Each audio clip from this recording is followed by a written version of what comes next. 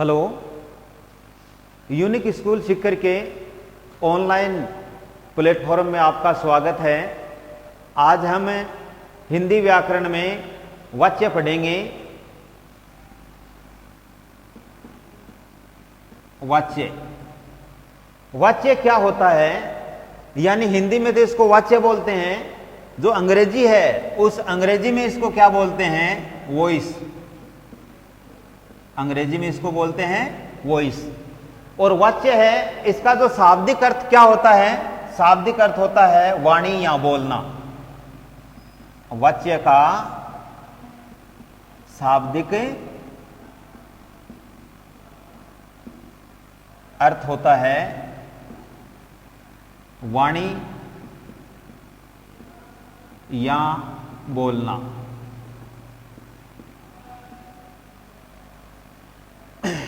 अब इसकी परिभाषा क्या होती है कि क्रिया है, उसका लिंग वचन कर्ता कर्म या भाव के अनुसार होता है तो उसे ही हम वाच्य कहते हैं। क्रिया का लिंग वचन कर्ता कर्म या भाव के अनुसार होता है, उसे वाच्य कहते हैं। या इसके बाद में अर्थात या दूसरी इसकी परिभाषा क्या होती है कि क्रिया का वह रूप जो वाक्य में कर्ता कर्म या भाव के अनुसार होता है, या क्रिया का किसका, क्रिया का मुख्य विषय, क्रिया का मुख्य विषय कर्ता कर्म या भाव होता है, भाव होता है, उसे हम वाच्य कहते हैं। क्या कहते हैं, उसे वाच्य कहते हैं। क्रिया का अब इसकी दो तीन परिभाषाएं बनती हैं, लेकिन मूल जो परिभाषा है वह क्या बनती है कि क्रिया का मुख्य विषय कर्ता कर्म या भाव होता है तो उसे हम वाच्य कहते हैं। या वाक्य में क्रिया के जिस रूप से यह पता चले कि क्रिया कर्ता कर्म या भाव के अनुसार हो रही है तो उसे भी हम वाच्य कहते हैं। अब आगे हम पढ़ते हैं कि वाच्य कितने होते हैं। तो अपने हिंदी व्याकरण है, उस व्याकरण में वाच्य 3 होते हैं। कितने होते हैं, 3 होते हैं। वाच्य के 3 भेद होते हैं। वाच्य के 3 भेद होते हैं। अपने जो हिंदी व्याकरण है, इस व्याकरण में वाच्य के 3 भेद होते हैं। 3 भेद होते हैं। पहला है कर्तृवाच्य, दूसरा कर्मवाच्य, तीसरा भाववाच्य।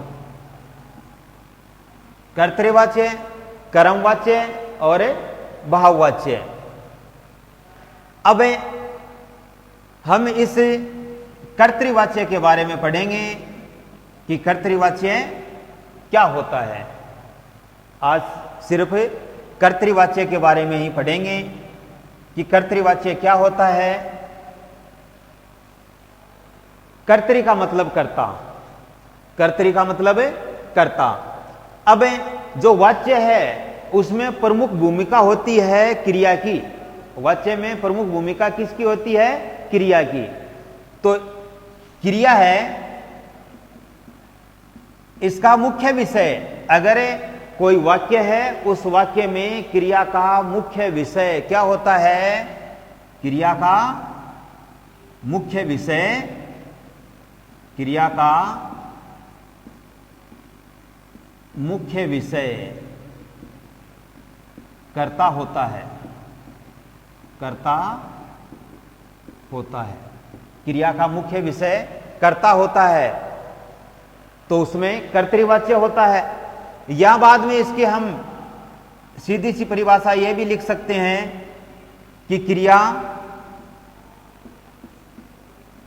का लिंग वचन, क्रिया का लिंग वचन किसके अनुसार? कर्ता के अनुसार होता है। क्रिया का लिंग वचन कर्ता के अनुसार होता है। क्या है? क्रिया का लिंग वचन कर्ता के अनुसार होता है, तो उसमें यह कर्तृवाच्य होता है। अगर कोई वाक्य है, उस वाक्य में क्रिया का लिंग वचन है, यह किसके अनुसार होता है? कर्ता के अनुसार होता है। किसके अनुसार होता है? इस कर्ता के अनुसार होता है, तो उसमें कर्तृवाच्य होता है। अब हम एक उदाहरण लेते हैं। जैसे अभय पुस्तक पढ़ता है। एक तो यह उदाहरण है, अभय पुस्तक पढ़ता है। दूसरा यह है, पूजा गीत गाती है। ये हमने दो उदाहरण लिए हैं। कितने? दो उदाहरण लिए हैं। कौन कौन से हैं? अभय पुस्तक पढ़ता है और पूजा गीत गाती है। अब हम पढ़ रहे हैं कर्तृवाच्य, तो इसमें प्रमुख भूमिका किसकी होती है? क्रिया की। प्रमुख भूमिका किसकी होती है? क्रिया की।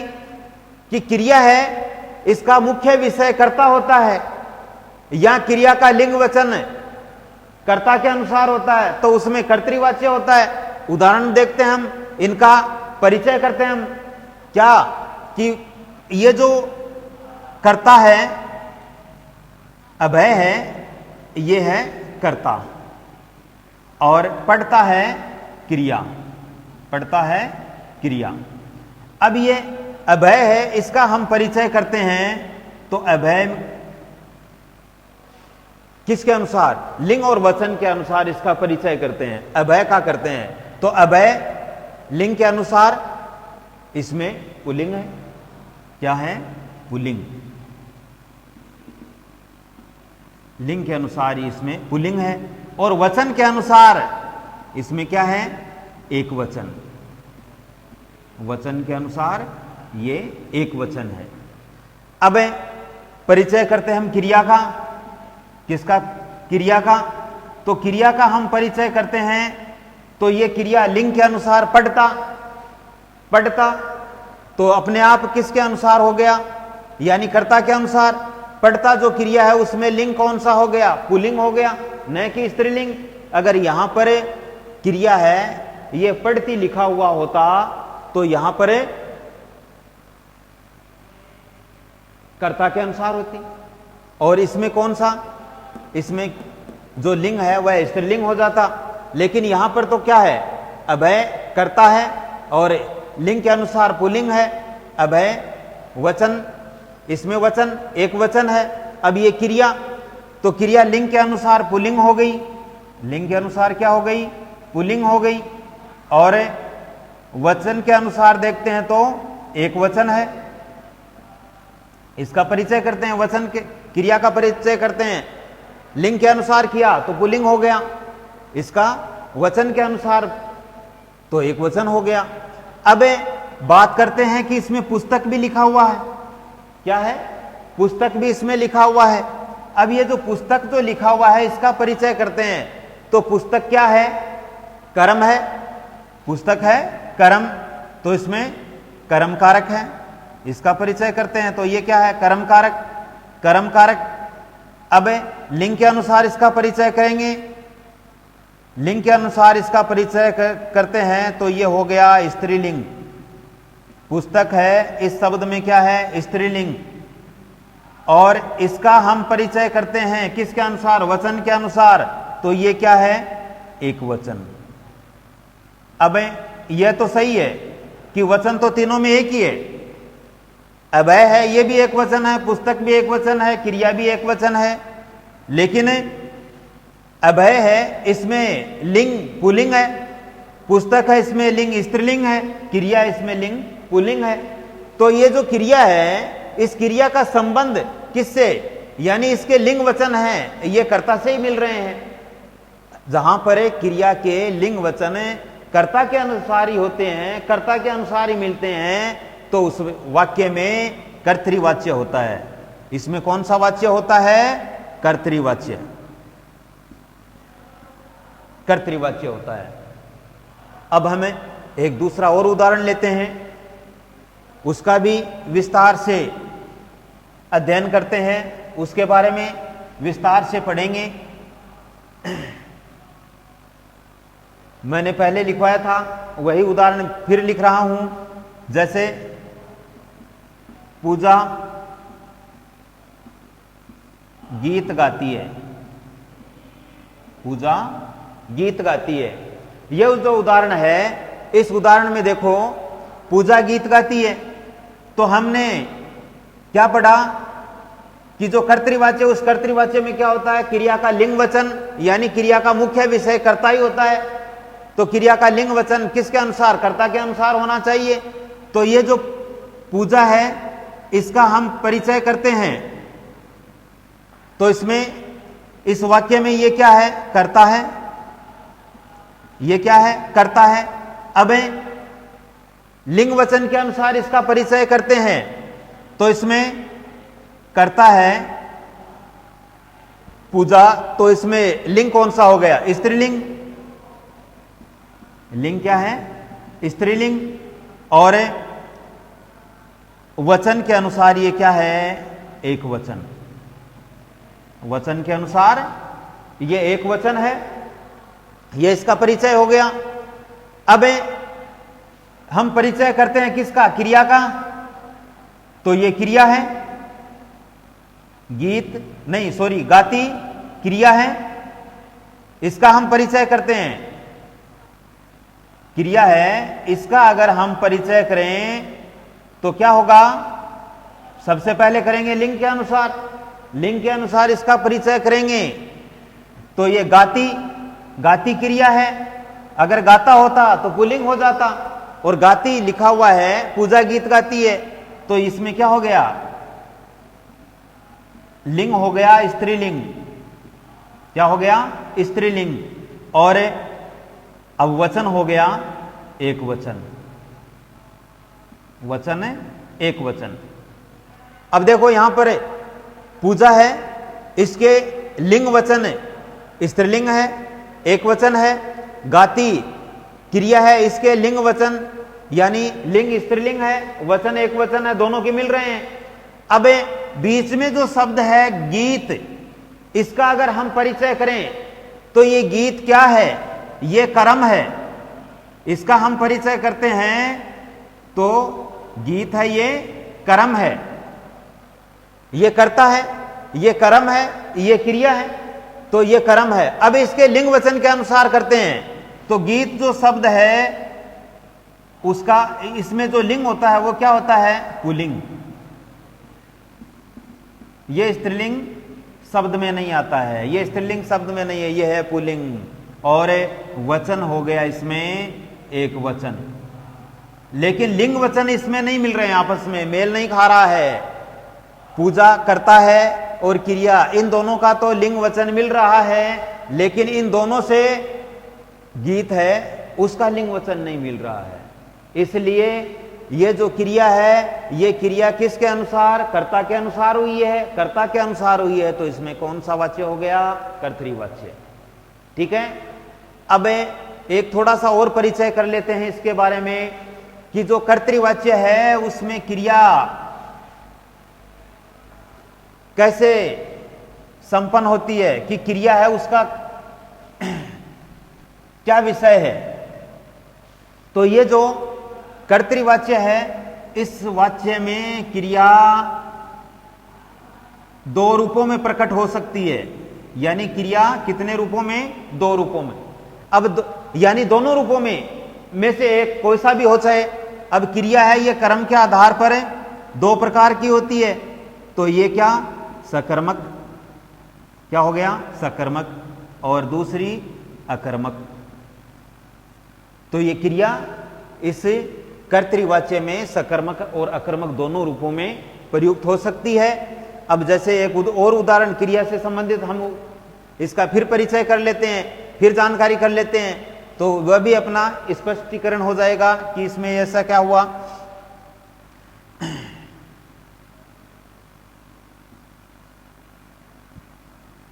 आदित्य फुटबॉल खेलता है। आदित्य फुटबॉल खेलता है।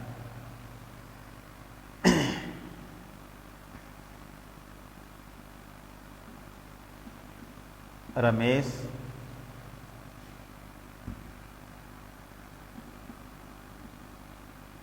दौड़ता है। ये दो वाक्य हैं। अब हम परिचय करेंगे सिर्फ किसके बारे में? क्रिया के बारे में।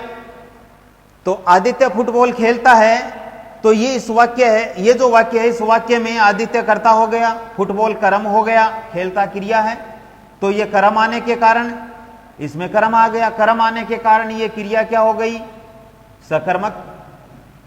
कर्म आने के कारण ये क्रिया क्या हो गई? सकर्मक।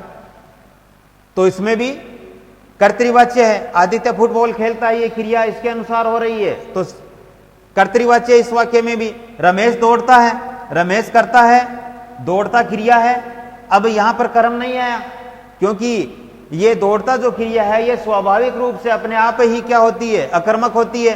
तो इसमें क्या हो गया? ये अकर्मक क्रिया हो गई, अकर्मक। अब मैंने आपको बताया कि कर्तृवाच्य है उसमें जो वाक्य आता है, जिस वाक्य में सकर्मक क्रिया होती है या अकर्मक क्रिया होती है, तो उनमें यह नहीं है कि इसमें सकर्मक क्रिया है तो इसमें क्या है? कर्तृवाच्य ही है। अकर्मक क्रिया है तो इसमें कर्तृवाच्य नहीं। नहीं, दोनों वाक्य, दोनों क्रियाएं कर्तृवाच्य के अंतर्गत प्रयुक्त हो सकती हैं। ठीक है, तो ये तो हमने कर्तृवाच्य के बारे में पढ़ लिया। अब हमें आगे के जो टॉपिक हैं, दो शेष हैं, यानी कौन सा? कर्मवाच्य और भाववाच्य, वह हमें अगले कालांश में पढ़ेंगे। ठीक है।